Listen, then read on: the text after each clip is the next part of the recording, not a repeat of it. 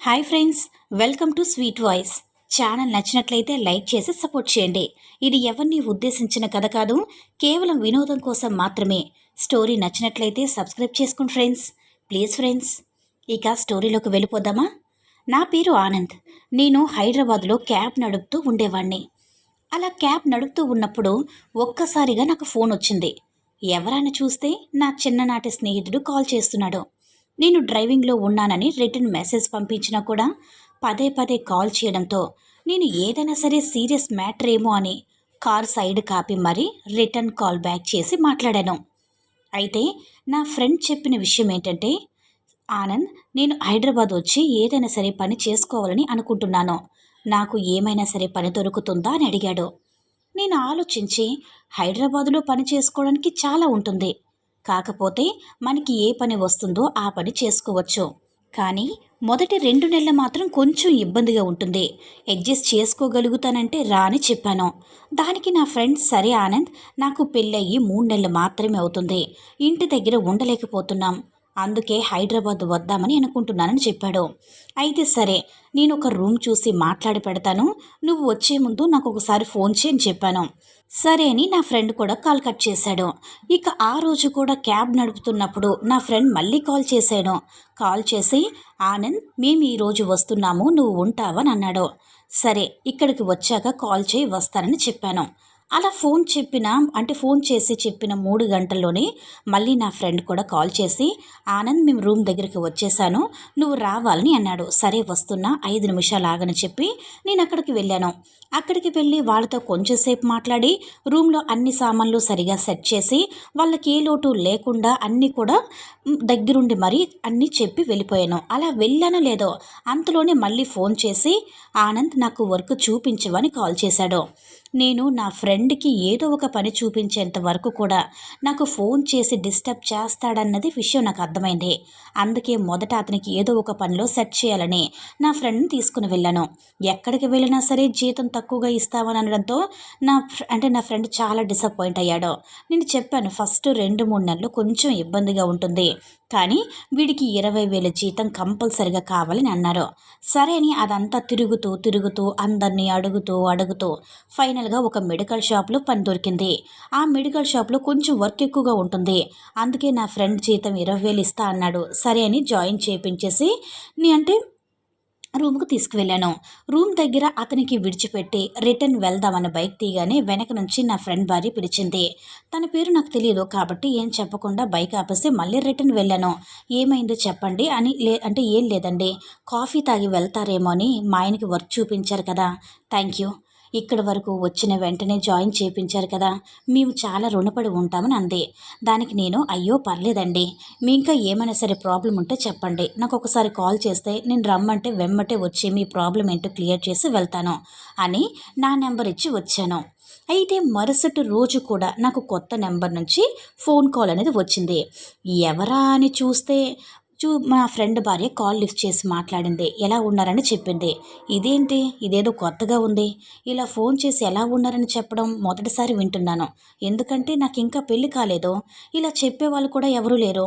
సరే, ఏదో అలా క్యాజువల్గా అందేమో అని నేను అలా అనుకొని, కానీ 2-3 సార్లు కాల్ చేసి నాతో మాట్లాడి నాకు కాస్త దగ్గరయ్యిందని, అప్పుడప్పుడు నా ఫ్రెండ్ మెడికల్ షాప్ నుంచి ఇంటికి రావడం లేట్ అవుతుందని నాతో ఫోన్ చేసి చెప్పింది.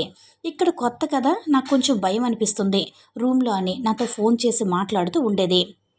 అయితే ఒకరోజు నా ఫ్రెండ్ వాళ్ళ ఓనర్తో కలిసి ఒక ఫార్మా కంపెనీకి వెళ్ళాడట. మా ఫ్రెండ్ తన భార్యకి కాల్ చేసి, నేను రావడం కొంచెం లేట్ కావచ్చు, నీకు భయం వేస్తే చెప్పు, నా ఫ్రెండ్ని రమ్మంటాను నీకు తోడుగా అన్నాడు. అయితే వాళ్ళ భార్య నా ఫ్రెండ్ కన్నా ముందు నాకు కాల్ చేసి, నా రూమ్కి వస్తారా, మా ఆయన వచ్చే వరకు కొంచెం లేట్ అవుతుందట, మీకు కాల్ చేయమని చెప్పారని చెప్పింది. సరే వస్తానని నేను చెప్పి ఫోన్ కట్ చేశానో లేదో వెంటనే నా ఫ్రెండ్ ఫోన్ చేశాడు. ఫోన్ చేసి, ఆనంద్ ఎక్కడున్నావు, నేను ఇలా మా ఓనర్తో కలిసి బయట ఫార్మా కంపెనీకి వచ్చాను, కొంచెం వచ్చే వరకు లేట్ అవుతుందేమో, నా భార్య భయపడుతూ ఉంటుంది, నేను వచ్చేసరికి కొంచెం అక్కడ మా రూమ్ దగ్గర ఉంటావా అని అడిగాడు. దానికి నేను అదేంటి నీ భార్య ఒక్కటే ఉంటుంది కదా, మళ్ళీ నేను అక్కడికి వెళితే పక్క రూమ్ వాళ్ళు ఏమైనా అనుకుంటారేమో అని చెప్పాను. కానీ నా ఫ్రెండ్ వినడం లేదు.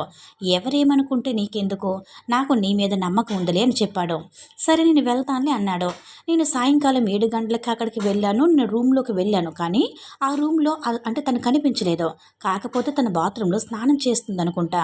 బాత్రూంలో ఎవరో స్నానం చేస్తుంటే వినిపించింది. తను స్నానం చేస్తుంది కదా అని రూమ్లో ఉంటే బాగుండదని నేను బయటికి వెళ్ళిపోయాను. అలా వెళ్ళాను లేదో వెంటనే నాకు కాల్ చేసి ఎందుకు వెళ్ళిపోయారని అడిగింది. దానికి నువ్వు బాత్రూంలో ఉన్నావు కదా, రూమ్లో ఉంటే బాగుండదని చెప్పి బయటకు వచ్చేసానని చెప్పాను. దానికి తను వెంటనే ఏం కాదు, అందరితో నీకేం పని, నువ్వు లోపలికి రా అని చెప్పింది. నాకు కొంచెం ఏదోలా అనిపించింది. ఎందుకంటే తను నార్మల్గానే రమ్మని చెప్తుందా, లేకపోతే ఇంకేమైనా ఉండొచ్చా? ఎందుకంటే తనతో నాకు అంత పరిచయం కూడా లేదు. ఈ 2-3 రోజుల్లోనే ఇంత చనువుగా మాట్లాడుతుందని నాలో నేను అనుకుంటూ వెళ్ళాను. అయితే అలా అనుకున్నాను లేదు, నా ముందే చీర కట్టుకుంది. నేను సడన్గా లోపలికి వెళ్ళని చీర కొంగును సరి చేసుకుంటూ తన నడుమును కనిపించే విధంగా ఉంది. ఒక్కసారిగా నాకు కనిపించినట్టు తన నడుము మళ్ళీ మళ్ళీ చూడాలనిపించే విధంగా ఉంది. నేను అలా చూస్తూ అతను అంటే ఏమి ఏం మాట్లాడకుండా అలాగే నా వంతు సంతోషంగా చూపిస్తూ కనిపిస్తూ ఈ విధంగా వ్యవహరిస్తుంది. ఇలా కొద్దిసేపటి తర్వాత నా కోసం టీ పెట్టుకొచ్చింది. టీ తాగేసి నా మొబైల్స్లో రీల్స్ చూస్తూ ఉన్నాను. అలా చూస్తున్నప్పుడు ఒక వీడియో కొంచెం రొమాంటిక్గా వచ్చింది. దాన్ని సీరియస్గా చూస్తుండగా ఒక్కసారిగా నా దగ్గరికి వచ్చి ఏం చూస్తున్నావు, నా మొబైల్లో చూసింది. ఈ సీన్ అంటే నాకు చాలా ఇష్టం అని చెప్పింది. అలా కొంతసేపు నేను తను బాగానే మాట్లాడుకున్నాం. ఇలా ఇద్దరం కలిసి కొంచెం సేపు కూడా అలా రీల్స్ చూసాం. ఇంచుమించుగా 10 దాటిపోయింది. నాకు కొంచెం నిద్ర వస్తున్నట్టుగా అనిపించింది. ఎందుకని మంచిదని ఒకసారి నా ఫ్రెండ్కి కాల్ చేశాను. కాల్ చేయగానే నా ఫ్రెండ్ ఆనంద్ కూడా ఈరోజు రావడం కొంచెం లేట్ అవుతుందేమో, లేకపోతే రావడమే కష్టం అనుకుంటా, ఈరోజు వస్తానో రానో కూడా తెలీదు, రేపు మార్నింగ్ వస్తాను, తనకు తోడుగా అక్కడే ఉండని చెప్పాడు. సరేని చెప్పి వాళ్ళ రూమ్లోనే పడుకున్నాను. అలా రాత్రి 11 దాటింది. ఒక్కసారిగా కరెంటు పోవడంతో కొంచెంసేపటికి రూమ్ లోపల గాలాడక కొంచెం వేడిగా అనిపించింది. ఏం చేయాలో తెలియక మొబైల్లో కొన్ని అంటే ఏవో ఒక వీడియోస్ చూస్తూ ఉండేవాడిని అనమాట. నా పక్కకు వచ్చి ఏం వీడియోలు చూస్తున్నా అని చెప్పింది. కరెంట్ లేదు కదా, నిద్ర పట్టడం లేదు, అందుకే ఏదేదో టైంపాస్గా చూస్తున్నా అని చెప్పింది. అంటే దానికి కూడా తను ఏదో అంటే నేను చూస్తానని చెప్పింది. ఇదేంట్రా నాయన నన్ను ఇలా టార్చర్ పెడుతుందని నాలో నీలే అనుకున్నాను.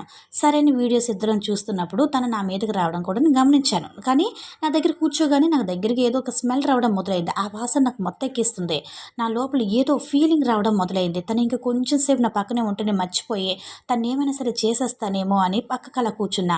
వెంటనే ఏమైంది అంటూ అటు పక్కకు వెళ్ళిపోయాం అంది. దానికి నేను ఇక్కడ ఎవరూ లేరు కదా, నువ్వేమనుకోవద్దు, నేను ఒక విషయం చెప్తా అన్నాడు. దానికి సరే చెప్పు అని చెప్పింది. నువ్వు ఇలా నా దగ్గరకు వస్తుంటే నాకు ఏదో ఏదో అనిపిస్తుంది అనమాట. కాబట్టి నువ్వు అంటే నువ్వు ఏమైనా సరే అనుకుంటావేమో అని నీ పక్క నుంచి నేను వచ్చేసాను అన్నాను. దానికి నేనేం అనుకోను, ఎందుకంటే నాకు పెళ్ళయింది, నేను అతనితో ఇంతవరకు కూడా సుఖపడలేదు. ఇప్పుడు మెడికల్ షాప్లో పనిచేస్తున్నప్పుడు ఏవో మాటలు తీసుకువచ్చి వేసుకుంటూ నాతో ఉంటున్నాడు. కానీ అతనితో నేను సరిగ్గా ఉండటం లేదు, నాతో ఒక రకంగా చెప్పింది. తనకి వెంటనే అలాంటప్పుడు అతనితో ఉండడం ఎందుకు, మీ ఇంటికి వెళ్ళిపోవచ్చు కదా, ఏమైనా విడాకులు తీసుకొని అని చెప్పాను.